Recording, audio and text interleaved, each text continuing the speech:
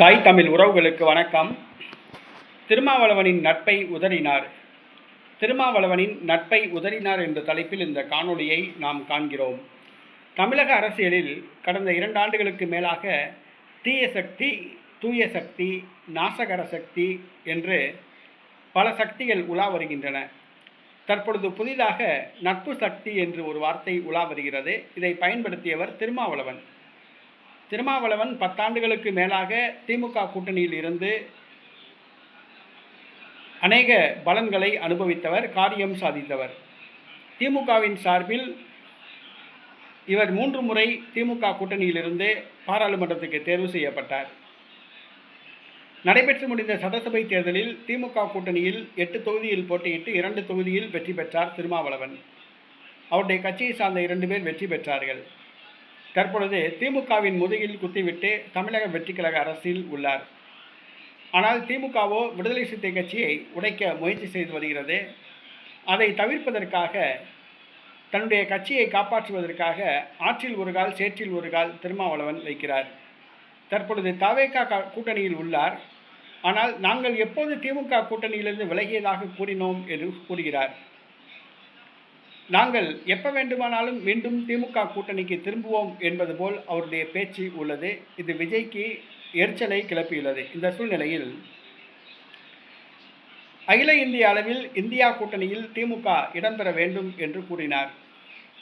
கேரளாவில் கம்யூனிஸ்ட் காங்கிரஸ் இரண்டும் இந்தியா கூட்டணியில் இருப்பது போன்று தமிழக வெற்றி கழகமும் திமுகவும் இந்தியா கூட்டணியில் இருக்க வேண்டும் என்று விரும்பினார். ஆனால் திமுகவோ தன்னுடைய முதுகில் குத்திவிட்டு சென்ற காங்கிரஸ் கட்சிக்கு பாடம் புகட்ட நினைக்கிறது. காங்கிரஸ், விடுதலை சிறுத்தை கட்சி, மார்க்சிஸ்ட் கம்யூனிஸ்ட் கட்சி, இந்திய கம்யூனிஸ்ட் கட்சி, மதிமுக, இந்திய யூனியன் முஸ்லீம் லீக், இந்த கட்சிகள் எல்லாம் இந்தியா கூட்டணியில் உள்ளன. தமிழக வெற்றி கழகம் அந்த கூட்டணியில் இணையலாம் என்று கூறப்படுகிறது. அப்படி இருக்கும் பொழுது திமுக இந்தியா கூட்டணியில் இருப்பதற்கு வாய்ப்பில்லை, நீடிப்பதற்கு வாய்ப்பில்லை. திமுக பாஜக கூட்டணியில் இணையலாம் என்று கூறப்படுகிறது. ஆனால் தேர்தலுக்கு இன்னும் 3 ஆண்டுகள் உள்ளன, பாராளுமன்ற தேர்தலுக்கு. அப்போது பார்த்து கொள்ளலாம் என்று திமுக நினைத்துள்ளது.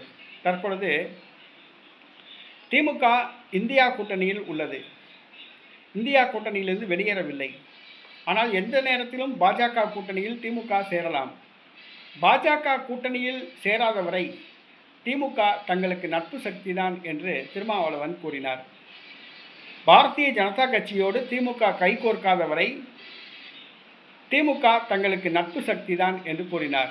ஆனால் திருமாவளவன் நட்பை உதறி தள்ளினார் மு.க. ஸ்டாலின். திருமாவளவன் நட்பை உதறி தள்ளினார் மு.க. ஸ்டாலின். இனிமேல் எந்த காலத்திலும் விடுதலை சிறுத்தை கட்சியை திமுக கூட்டணியில் சேர்க்கக்கூடாது என்று உதயநிதி கண்டிப்பாக கராராக மு.க. ஸ்டாலினிடம் தெரிவித்துள்ளார்.